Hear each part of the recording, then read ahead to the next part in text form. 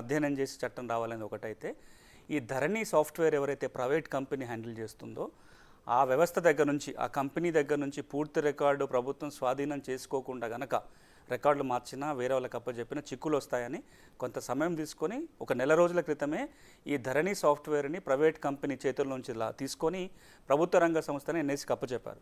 ఇక చట్టం విషయానికి వచ్చినట్లయితే అత్యంత ప్రజాస్వామ్యయుతంగా చట్టం రావాలి, ఇదేదో అధికారులు రాసే చట్టమో లేకపోతే రాజకీయ నాయకత్వం రాసే చట్టం కాకుండా చట్టం ప్రజల్లో చర్చ జరిగిన తర్వాత రావాలనే ఉద్దేశంతో ఆగస్టులో దీన్ని ప్రజల మధ్యలో ఉంచారు అభిప్రాయాల కోసం. ముసాయిదా చట్టం ప్రజల్లో ఉంచడం జరిగింది, జిల్లా కలెక్టరేట్లు సమావేశాలు జరిగినాయి.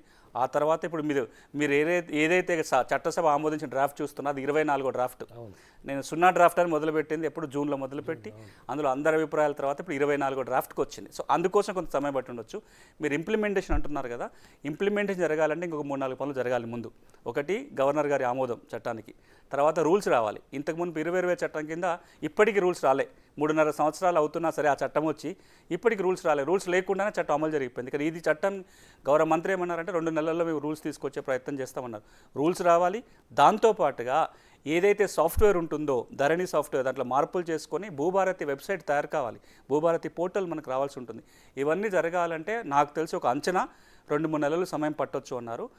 అది తయారైన వెంటనే రెవెన్యూ సదస్సులు పెట్టబోతున్నాం, గ్రామాలకే అధికారులు వెళ్తారు, గ్రామ స్థాయిలో పరిష్కారం చేస్తామని ప్రభుత్వం చెబుతుంది. ఈ పనులు కనుక జరిగితే ఒక 6 నెలల్లో మనం ఒక రిలీఫ్ ఎక్స్పెక్ట్ చేయొచ్చు. కానీ ఈ 6 నెలల్లో కరెక్ట్గా జరగాలి అంటే ఇప్పటికైతే ప్రభుత్వం ఏ చిత్తశుద్ధి అయితే చూపిస్తుందో అది కొనసాగాలి. రెవెన్యూ యంత్రాంగాన్ని మనం సిద్ధం చేసుకోవాలి. ఇప్పుడు ఆ చట్టం మీద వాళ్ళందరికీ ట్రైనింగ్లు ఇవ్వాలి. ఈ అధికారులు గ్రామానికి వెళ్ళాలి. గ్రామానికి వెళ్ళటం రెవెన్యూ శాఖ మర్చిపోయి 6 ఏళ్ళు అవుతుంది. 2017లో భూ రికార్డుల ప్రక్షాళన కార్యక్రమం అప్పుడు రెవెన్యూ సిబ్బంది గ్రామానికి భూముల కోసం వెళ్ళారు తప్ప 2017 నుంచి నేటి వరకు రెవెన్యూ యంత్రాంగం గ్రామాలకు పోయింది లేదు ఏ కార్యక్రమంతో కూడా, అంటే ఈ రెవెన్యూకి సంబంధించి. అంతేకాదు ఇప్పుడు గ్రామ స్థాయిలో రెవెన్యూ సిబ్బందే లేరు, భూపరిపాలన చూసే యంత్రాంగం లేరు. సో రాబోయే రోజుల్లో భూపరిపాలన గ్రామంలో చూసే ఒక వ్యక్తిని పెట్టాలి. ఈ సన్నద్ధం చేసుకుంటే తప్ప మీరు అన్నట్టుగా సత్వరం కాదు. ఇవన్నీ కనుక జరిగితే ఒక 6 నెలల్లో తెలంగాణ రైతాంగానికి పరిష్కారం చూపొచ్చు. ప్రస్తుతం తరుణి గారు తమ సమస్య అడగడానికి ఆదిలాబాద్ నుంచి ఫోన్ చేశారు. చెప్పండి తరుణి గారు, మీకున్న సమస్య ఏంటి? Good evening sir.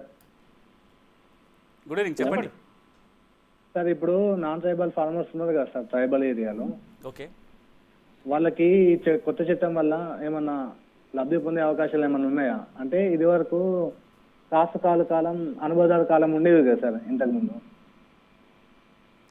అర్థమైంది. ఇప్పుడు మీకు ప్రశ్నకు సమాధానం చెప్తాను. ఇది చాలామందికి ఉన్న అనుమానం కూడా. తెలంగాణ రాష్ట్రంలో 4 ఉమ్మడి జిల్లాలలో షెడ్యూల్ ప్రాంతం ఉంది. ఆదిలాబాద్, వరంగల్, ఖమ్మం, 2 మండలాలు, మహబూబ్నగర్, ఉమ్మడి మహబూబ్నగర్ జిల్లాలో. ఈ షెడ్యూల్ ప్రాంతంలో భూములకు సంబంధించిన ఒక ప్రత్యేక చట్టం అమల్లో ఉంది, LTR, land transfer regulation. Telangana schedule areas land transfer regulation పేరుతో మనం దాన్ని 1/70 అంటాం, లేదా LTR అంటాం. ఈ చట్టం ఏముంటుంది, గిరిజన ప్రాంతాలలో గిరిజనులు తప్ప మరే ఇతరులు స్థిరాస్తి కలిగి ఉండడానికి వీల్లేదు, కొనడానికి వీల్లేదు, పొందడానికి వీల్లేదు అని ఒక రెస్ట్రిక్షన్ ఉంటుంది. ఆ చట్టాన్ని ఉల్లంఘించినట్లయితే మళ్ళీ భూమి తిరిగి ట్రైబల్కి అప్పచెప్పాలని ఒక చట్టం చెప్తుంది.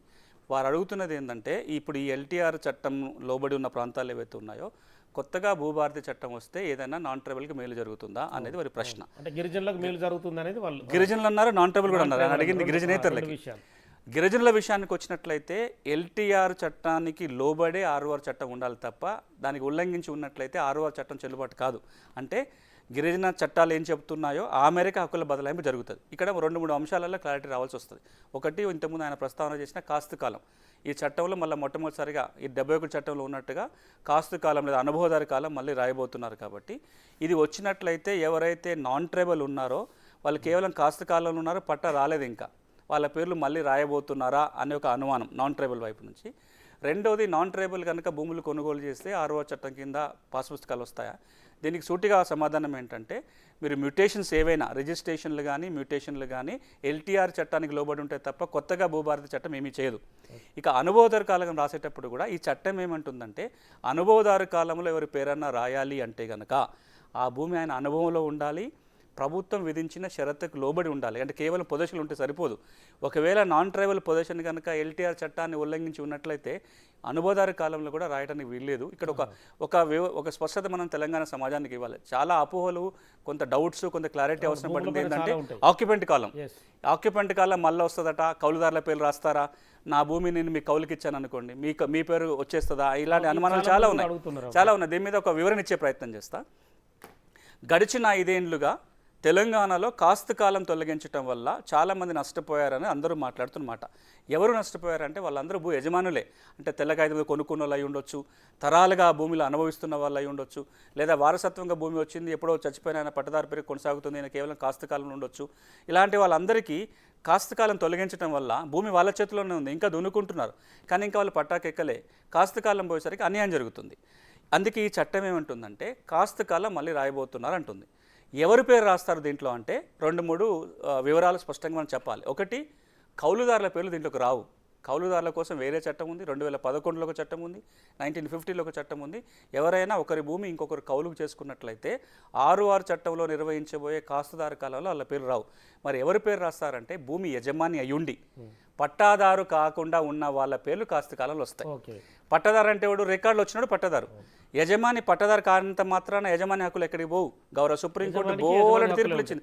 మీరు ఓనరు, మీ పేరు రికార్డు ఎక్కకపోతే మీరు ఓనర్ కాకుండా పోతారా? కారు. గౌరవ సుప్రీంకోర్టు కూడా 100 సార్లు ఏం చెప్పిందంటే యజమాని పేరు మీరు ఆ రికార్డులో రాయనంత మాత్రాన ఆయన యజమాని కాకుండా పోడు, యాజమాని హక్కులు ఉంటాయి. ఇప్పుడు మన ఈ కాస్తు కాలం ఎవరిని ఉద్దేశించిందంటే ఆయన యజమాని, మీరు యజమాని, మీరు ఇంకా పట్టాకి ఎక్కలేదు, ఏదో కారణమై ఉండొచ్చు. మీరు సాదాబైన క్రమబద్ధీకరణ కాలేదు, లేకపోతే అన్నదమ్ములు పంచుకున్నారు, అన్న పేరు మీద భూమి ఉంది, మీరు దున్నుకుంటున్నారు, మీరు అనుభవంలో మీరే ఉన్నారు. ఇట్లాంటి వాళ్ళందరికీ కూడా ఎవరైతే నిజమైన భూ యజమాని ఉన్నారో ఆయనకు మేలు చేయడం కోసం వచ్చిందే కాస్తు కాలం తప్ప యజమానుల హక్కులకి భంగం కలిగించడానికి అయితే కాదు. ఇంకొక మాట కూడా చెప్పాలి. ఒకప్పుడు కాస్తు కాలం ఎవరు రాసేవాళ్ళు? ఊళ్ళో ఉన్న రెవెన్యూ విఆర్ఓ రాసేవాడు. గ్రామ స్థాయిలో ఒక మాన్యువల్ పహానీ ఉండేది, పహానీలో ఆ ఊరు ఆఫీసర్ రాసేవాడు. మీ భూమి నేను దిన్నుకుంటుంటే వచ్చి వెరిఫై చేసుకొని కూడా ట్యాంపర్ చేయడానికి అవకాశం, మీ భూమిలో నా పేరుని కబ్జా కాలం రాసే అవకాశం ఉండే. భూభారతి చట్టం వస్తే మాన్యువల్ రికార్డ్ ఏమి ఉండదు, మాన్యువల్గా రాసేది ఏమి ఉండదు, ఎవరైనా డిజిటల్ రికార్డే ఉంటుంది. ఈ కాస్తు కాలం రాసే అధికారం కూడా పై స్థాయిలో ఉంటుంది, తహసీల్దార్కో ఆర్డీఓకో కట్టబెట్టబోతున్నారు. కాబట్టి ఎవరైనా ఇంకొక భూమిని కబ్జా పెట్టి వాళ్ళ పేర్లు ఎక్కించుకొని భూములు కొట్టేసే అవకాశం ఈ చట్టం కింద ఉండదు. అంటే ధరణిలో గత ప్రభుత్వం ఒకటి చెప్పింది, మీరు పాతయన్ని పక్కన పెట్టండి, కాస్రా, పహాని, అడంగల్ మొత్తం ఓవరాల్గా పక్కన పెట్టి నీకు వచ్చిన ధరణిలో నీకు ఏదైతే పట్టం ఉందో నువ్వే ఓనర్ అని చెప్పింది. దానివల్ల చాలా మంది నష్టపోయారు కదా అని చట్టం చెప్పింది. వాళ్ళు నోటిమాటిగా చెప్పారు. అట్లా చెప్పాలంటే చట్టం ఈజీగా ఉందని ప్రచారం చేశారు. మీకు ఎందుకు ఆ మాట అంటున్నానంటే అట్లా చెప్పాలంటే కేంద్ర ప్రభుత్వం చెప్తున్న ఒక చట్టం తేవాలి. ల్యాండ్ టైటిలింగ్ యాక్ట్ పేరుతోటి కేంద్ర ప్రభుత్వం 2009 నుంచి ఒక మాట చెప్తున్నారు. ఇప్పటికి 4 సార్లు యూపీఏ ప్రభుత్వం అదే ముసాయిదా చట్టం ఆమోదించింది, ఎన్డీఏ ప్రభుత్వం కూడా ఒక ముసాయిదా చట్టం తయారు చేసింది. బహుశా ఈ భారతదేశంలో ఒక చట్టాన్ని అందరూ ఒప్పుకున్న చట్టం ఏదైనా ఉంది అంటే ఇది ల్యాండ్ టైటిలింగ్ యాక్ట్ పేరుతోటి. ఆ చట్టం కనుక వస్తే ఇది సాధ్యమవుతుంది.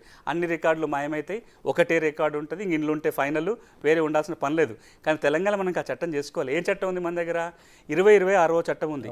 2026 చట్టంలో ఒక సెక్షన్ ఉంటుంది. అదే సెక్షన్ ఇప్పుడు 2024లో ఉంటుంది. ఏంటంటే land these records ROR records are presume to be correct unless contrary is proved అంటారు. అంటే ఇది ప్రిజంప్టివ్ రికార్డు మాత్రమే, ఈ రికార్డులో ఉన్నంత మాత్రాన మీరు యజమాని అనే గ్యారంటీ కాదు, ఇదేమి కంక్లూజివ్ ప్రూఫ్ కాదు.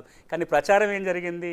మీ జేబులో పాస్బుక్ ఉంటే పాస్పోర్ట్ ఉన్నట్టే, ఈ రికార్డు అంతేమో మన కాస్ట్కి సంబంధం లేదు, సేతువారికి సంబంధం లేదు, పాత లేదు కాదు. ఇప్పటికి కూడా అవన్నీ కూడా లింకులు చూడాల్సి వస్తుంది ఖచ్చితంగా.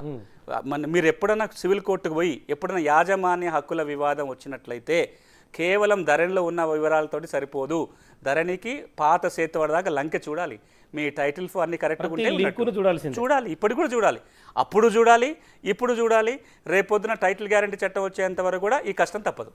ప్రమోద్ కుమార్ నల్గొండ జిల్లా వాసి లైన్లో ఉన్నారు. నమస్తే అండి ప్రమోద్ కుమార్ గారు. నమస్కారం అండి సునీల్ కుమార్ గారు. నమస్తే సార్. ఇది నేను చింతపల్లి మండలం నల్గొండ జిల్లా. అయితే ఒక సర్వే నెంబర్ లో 13 ఎకరాల 18 గుంటలు టోటల్ ఎక్స్టెంట్ అండి యాక్చువల్ గా ఉన్న రికార్డులను అనుసరించి. అయితే కొత్త మన పాత గవర్నమెంట్ ఇష్యూ చేసిన కొత్త పాస్బుక్ పుస్తకాలప్పుడు జరిగిన తప్పిదాల వలన అది 15 ఎకరాల 4 గుంటలకు పెరిగిందండి. ఆ పార్టీషన్ ఇంకొక వ్యక్తి పేరు మీద ఎకరం 26 గుంటలు అనేది అనవసరంగా ఆయన పేరు మీదకి ఎక్కింది భూమి.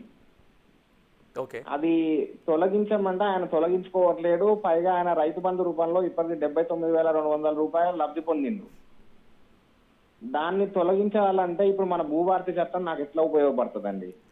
తప్పకుండా ఈ సమస్య మీకొక్కరికి కాదు, తెలంగాణ వ్యాప్తంగా దాదాపుగా 10 లక్షల ఎకరాలకు పైగా భూమి లేదు కానీ రికార్డులో ఉంది.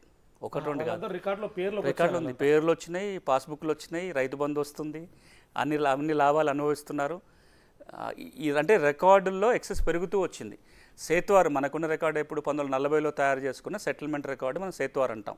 ఆ సేతువారికి 71 తర్వాత మనం 71-6 కింద 1989 2000 సంవత్సరం మొదలు తయారు చేసుకున్న 1B రికార్డుకి ఇప్పుడున్న ధరణి రికార్డు కనుక మనం పోల్చుకొని చూస్తే లక్షల ఎకరాల భూమి ఎక్సెస్ వచ్చింది. దీన్ని మనం ఆర్ఎస్ఆర్ మిస్ మ్యాచ్ లేదా సేతువార్ మిస్ మ్యాచ్ అంటాం. అంటే ఉన్న భూమి కంటే రికార్డులు ఎక్కువ ఉంది.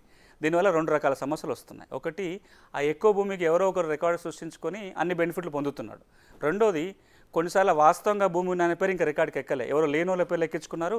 ఈ వాస్తవంగా భూమి ఉన్న ఇప్పుడు దరఖాస్తు పెట్టుకొని నాకు ఎకరం పొలం నా నెంబర్లో ఉంది ఎక్కియండి అంటే ఈ ఆర్ఎస్ఆర్ ఈ నెంబర్ ఫుల్ అయిపోయింది, ఇంక మీది ఎక్కేయడానికి లేదు, ఎవరిదో ఒకటి తీస్తే తప్ప నీది ఎక్కడానికి వీలు లేదని కొన్ని వందల సమస్యలు, వేల సమస్యలు పెరిగిపోయి ఉన్నాయి.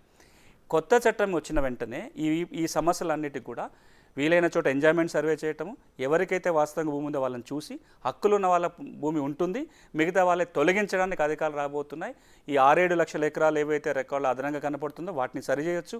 దాంతోపాటుగా నిజంగా భూమి ఉండి ఆర్ఎస్ఆర్ ఫుల్ అని చూపించి ఎక్కకుండా చిక్కులు పడుతున్న వాళ్ళకు కూడా భూమి లేని వాళ్ళ పేరు తొలగించి వీళ్ళ పేరు ఎక్కించడానికి భూభారతి చట్టం అవకాశం కల్పిస్తుంది. ఓకే, అంటే ఇప్పుడు నేను అనేది ఏంటంటే అట్లా వాళ్ళకి పొజిషన్ ఇచ్చడానికి అవకాశం ఉంటుందా? ఇప్పుడు మనం వాళ్ళు కూడా కోర్టుకు వెళ్ళి మొదట మాకు కేటాయింపులు జరిగినాయి, ధరణిలో మా పేరు వచ్చిందని మరి వాళ్ళు కూడా ఫైట్ చేయడానికి అవకాశం అంటే మనం ఇలా రెండింటి అంశాలు ఆలోచించుకోవాలి. 6 చట్టం నేను ఇంతకుముందు అన్నట్టుగా హక్కులు రికార్డ్ చేసే చట్టం. పొజిషన్ ఈ చట్టం అపజగించదు. మీ పొజిషన్ ఉంటే మేము రికార్డ్ చేస్తాం. కానీ ఇప్పుడు ఆ క్వశ్చన్ సమస్య అక్కడ కాదు. నేనే పొజిషన్లో ఉన్నా, ఇప్పుడు సర్వే నెంబర్ 6లో 10 ఎకరాల భూమి ఉంది, అందులో నాకు 2 ఎకరాలు నాదే, నేనే సాగు చేసుకుంటున్నా. కానీ కొత్త చట్టం వచ్చేసరికి ఈ 10 ఎకరాల ఈ 2 ఎకరాలకి ఇంకెవరో తెచ్చుకున్నారు పాస్బుక్, భూమి లేనైనా, నేనే కబ్జాలో ఉన్నా. ఇప్పుడు నేనేం అడుగుతున్నా, ఆ ఎవరికైతే తప్పుగా ఎక్కిందో ఆయన రద్దు అయితే తప్ప నా 2 ఎకరాలు ఎక్కదు. 2020 చట్టం కింద రద్దు చేసే అవకాశం లేదు. కొత్త చట్టం వస్తే ఏమవుతుంది, ఎవరైతే పొజిషన్ లేరో, హక్కులు లేకుండా, పొజిషన్ లేకుండా రికార్డు వాళ్ళ రికార్డు తొలగిపోతుంది. ఎవరైతే అనుభవంలో ఉన్నారో అది డిలీట్